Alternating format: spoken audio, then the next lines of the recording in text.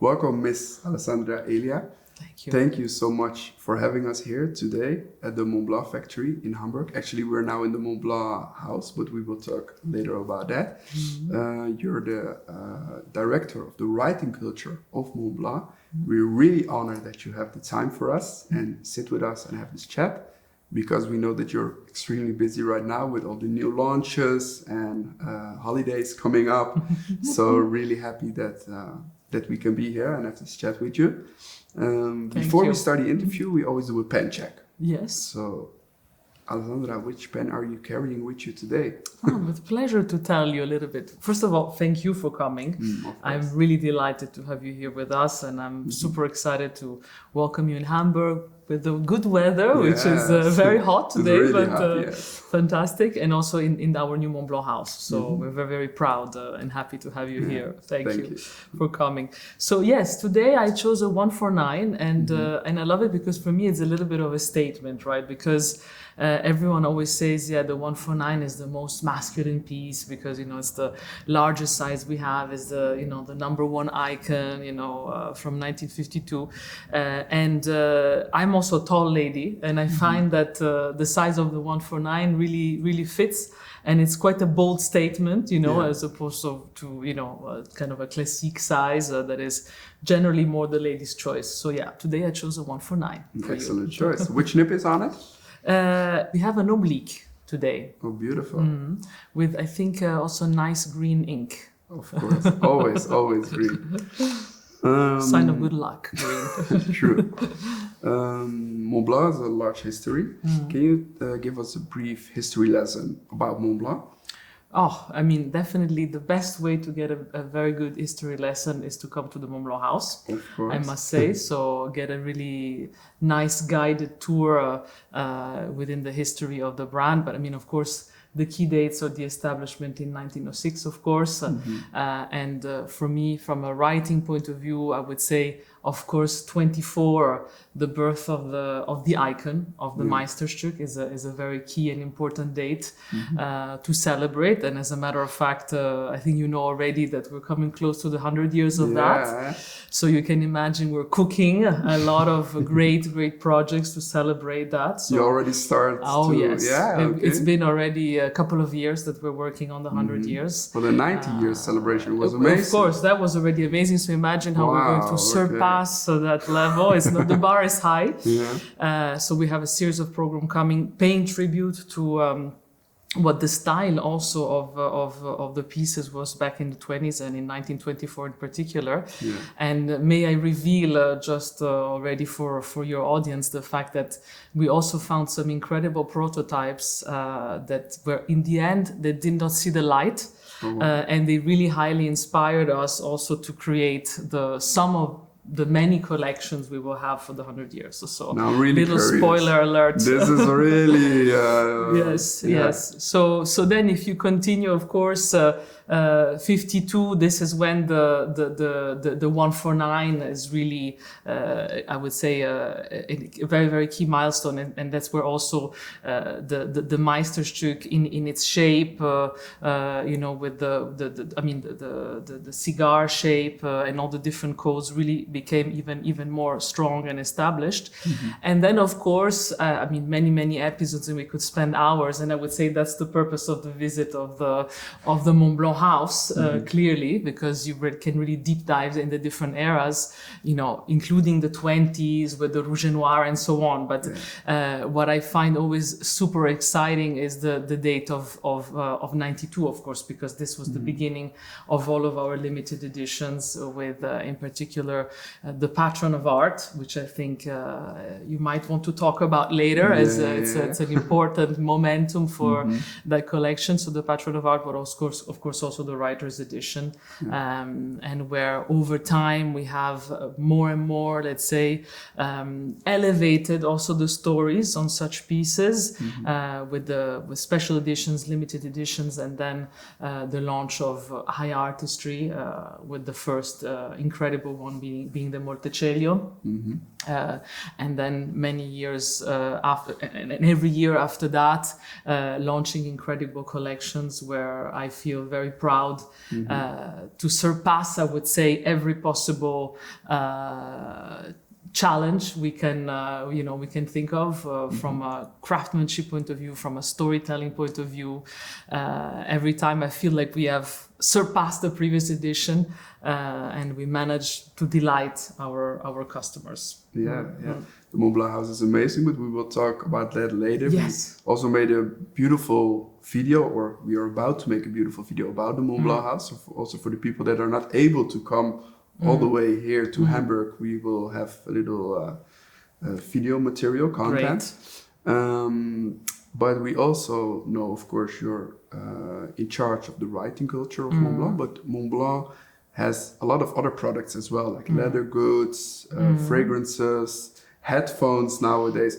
What's the craziest product that you have seen from Montblanc? That I have seen or that I have made? That you, both. Or that, let's say, I mean, frankly speaking, sorry to bring it back to writing, but I do feel that where we really, we literally use the term crazy is on writing. And I can give you a special anecdote because I think is where we pushed, and not to take anything away from our colleagues in new technology or in leather goods, because I think, for example, the latest collection of leather goods that Marco Tomasetta designed is fantastic. It's beautiful. The elevation of the product is so spectacular. You know, I have one of these bags today, and you know, I find it personally, from a quality and aesthetics point of view, fantastic. But you would not call it crazy. Let's say you would say it's a beautiful, elegant, qualitative product. In writing, we have a rule that when our artisans look at us and the designers and say you're crazy, it means we're onto something. That's good. That's good. It means we have a super strong idea, because of course in high artistry the objective is every time to bring something new to the table. Also from a métier d'art point of view, you know, I don't know if you've seen the latest the Ascent, the first Ascent of the Montblanc collection. We did wood marquetry for the first time. We had close to 300 individual pieces of wood, and we went and found the one wood marketer, the best in the world, that is able to do that. You know, similar with the Scream Show, you know, with the Amundsen, I don't know if you remember, with Ludwig and the Plumasserie. We always go and find these crazy sometimes also, because Scream Show, if you think about it, is a very, very particular technique, right?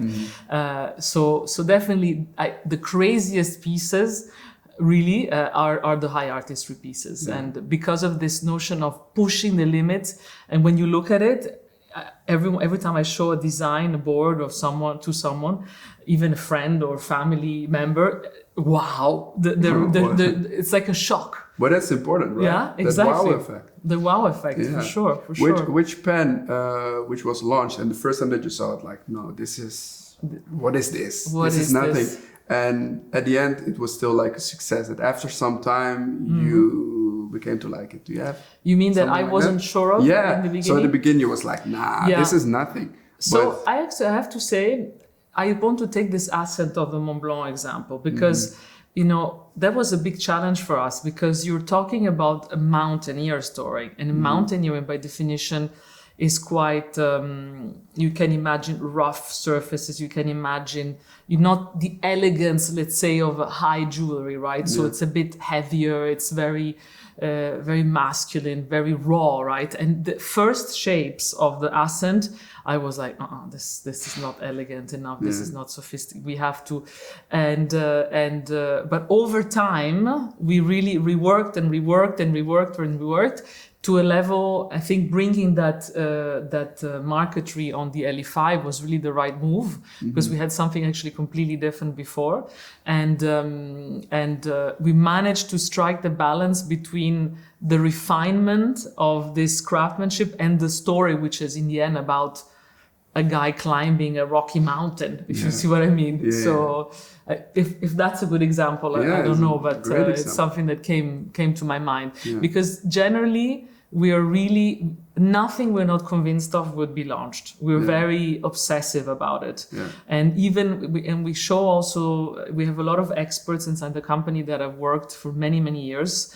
And we show the pieces and we get feedback. And if someone is insecure about something, we don't give up until we have properly fixed it. Yeah. Because in the end, we just want to make sure it's perfect, and we cannot afford a mistake. You know what I mean? It's fine to make mistakes, but but you know, want to the perfection is more important than like completely. the different techniques. Exactly. A more personal question: did you always wanted to work for a pen manufacturer? It's a very good question. Was that your little girl's dream? It was. It might not have been my dream to work in it, but I have to say, for me, Montblanc has been always very connected to my childhood, for the simple reason that my father, I always saw my father writing with Montblanc. But of course, back then, you know, I don't know, you would not think of necessarily pen manufacturing as being an industry. I don't know how to explain. It has always been more of a personal connection with it than a possible profession in certain way, because it's such a writing, it's such an intimate gesture, and I remember the love that my father had for the brand, for the Montblanc brand, and how he would explain me about the quality and, you know, what was so beautiful about the emblem, and so for me it's more of a personal, emotional connection than something I dreamed of doing. And then over the years, I more and more, you know, it became in a way not only a connection to my childhood, but also I always thought that Montblanc was very visible. So wherever I traveled, there was a Montblanc boutique, right? And I started stumbling in the shops in the beginning just to maybe browse for a gift, for a special occasion, and then gradually discovering, but they're doing also other things than a black pen, and so it wasn't anymore a childhood memory; it became an interest, as well as handwriting as well. It's something that I learned how to write with the fountain pen in school, and I sort of carried my whole adulthood as well. So when the opportunity of Montblanc came, I was delighted.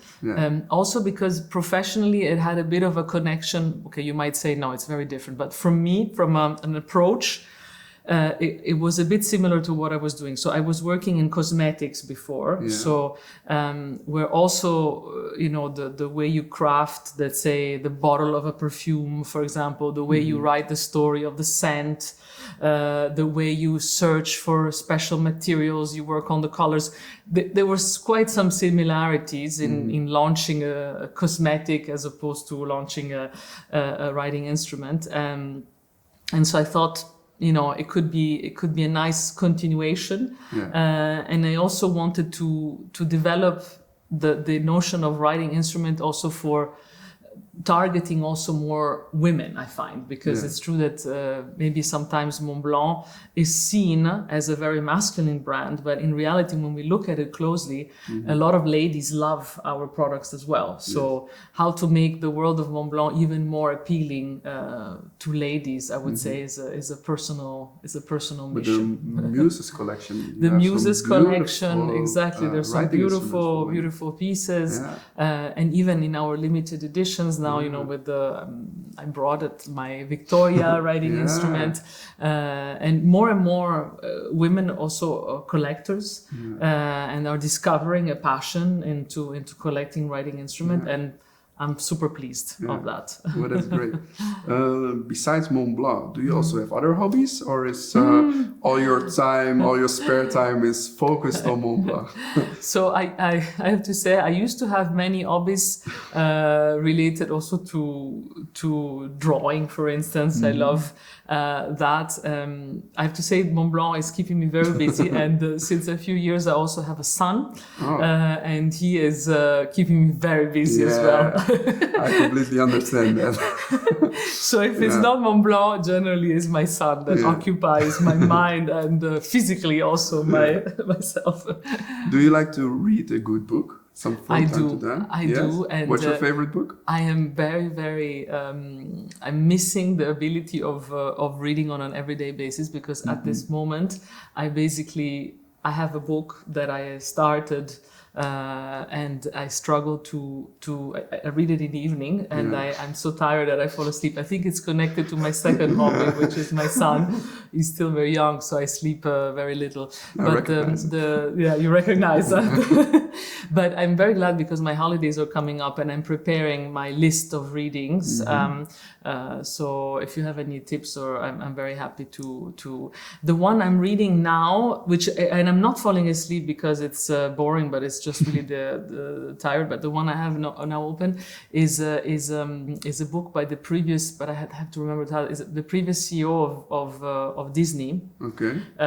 And it's of course about his career, but it's also about how he really entirely brought back to growth Disney, but it's also all around the notion of creativity, and how do you develop creativity and ideas in a brand. So as we are, as a maison, extremely creative, and I work with creatives every day, I thought it was interesting to get some insights from the previous CEO of Disney. Yes. My next question would be like, who's the author of the book? Would it be like next writer's edition? But we already have the Walt Disney great characters, of course, yes. So most likely I can say that I like to rediscover sometimes what I've, since I'm at Montblanc, even more so when I say before the arrival of my son, I said, because I could, but to rediscover some stories that we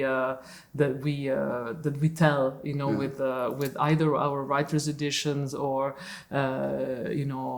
whether Around the World in 80 Days, for example, Jules Verne, some classics. I've enjoyed that a lot.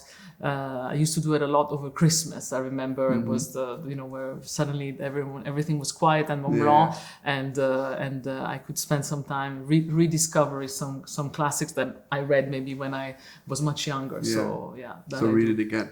So the writers' edition, Brothers of Grimm, was just recently launched.